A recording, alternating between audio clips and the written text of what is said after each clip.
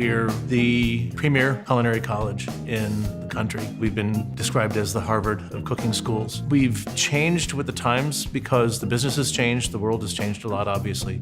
We've always tried to lead rather than work from behind, and by adding more specializations and more different types of courses, we're trying to remain the premier culinary college. The school has been developing new programs, growing it into a full-service culinary college. We do have a beverage specialization for our bachelor's program, where students get to learn more about wine and spirits and mixology and beverage service. But there was not a ton of beer education going on, so a chance to actually put in an operating brewery that would function as a business just like our restaurants was pretty cool. But this brewery was built in partnership with Brooklyn Brewery, who helped design the brew house itself, donated and supplied the brewery, and helped design the curriculum for the class.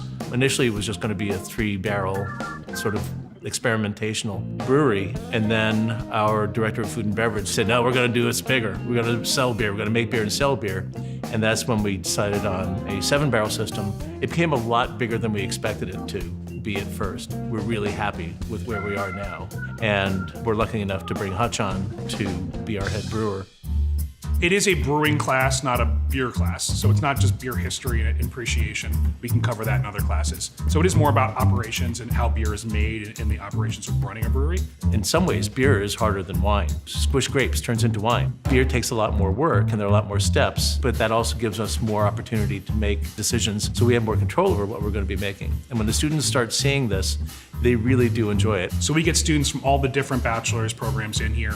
We get culinary science students, we get students in our entrepreneurship program, which is cool for me because it makes for better, more interesting conversations. You know, culinary science students love to talk about fermentation and what's going on and how the yeast is producing flavors and how we're controlling that. The entrepreneurship students are more business focused, so we talk about efficiency and making money and all those things that go into an operating business. Having Hutch as an instructor is just a really terrific thing. Getting someone that's been in the industry for a while and is able to give you the connections that you need and tell you what it's actually like. It's one thing to conceptualize and talk about the theory, but to be able to know what it's been like brewing in the industry and what it's like to actually have things sell and get that perspective from someone that's been doing it for a while is really important. This class is surprisingly very difficult, heavy on the science. It's a lot of memorizations, but the hands-on is like, I didn't know how hands-on we will be. Like we're filtering beer right now, like that's something I never thought I'd be able to do. So that's one of the challenges. In the classroom, I'll teach them about alpha and beta amylase and the different mashing temperatures for them. In the brewery with Hutch, they practically carry out the steps that depend on organic chemistry, so we give them both. They are learning the information and then applying it in the lab, and I think it's a great combo. We have 2 beers we do year-round. Cleaver IPA, which is an American IPA. You know, from today's modern standard of the juicy New England IPA, it's not fruit-forward, but compared to classic IPA, it's pretty fruit-forward in the hop flavor. Very low bitterness. So, you know, we built that beer specifically knowing that it would be on tap at all of our restaurants. And then we have a wit beer, Belgian-style wheat. It's a good beer to pair with. It's a nice juxtaposition to the IPA. So we do a beer called Mise en Place Wit. We always have a class project beer. That will be the Goza. It'll be coming out. Every semester, we have a class beer. You split into 5 groups, and each of you get an assigned style. This semester, we are brewing a Goza, German-style, lightly salted sour beer. Most of the students, when they come here, think they're going to be a cook or a baker, and they're going to have their own restaurant or bake shop. Along the way, they start finding that there are other things to do in our business, and beverage is a very attractive one. I think specifically because it's the perfect hybrid between front of the house and back of the house. Because in the kitchen, you're working your fingers to the bone and you never see the people you're feeding. And in the front of the house, you don't get to make anything if you're just a service manager.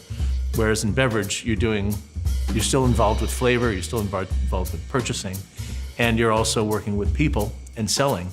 So you get the best of both worlds. This class is preparing me for just like a general knowledge of beer itself. When I work in a front of house, there's probably gonna be a beer menu and I'm gonna need to explain to customers the difference in those beers, whether it's a Pilsner or a lager, sour beers, etc.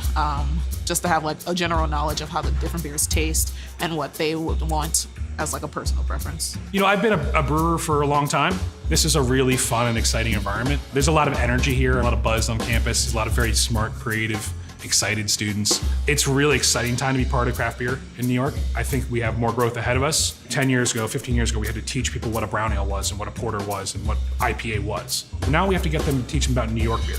that they need to be drinking, not just using their local dollars to spend in their local towns, but supporting New York breweries. You don't need to buy beer from Oregon. You don't need to buy beer from California. Like, we have the great beer here. People just have to get out there and try it.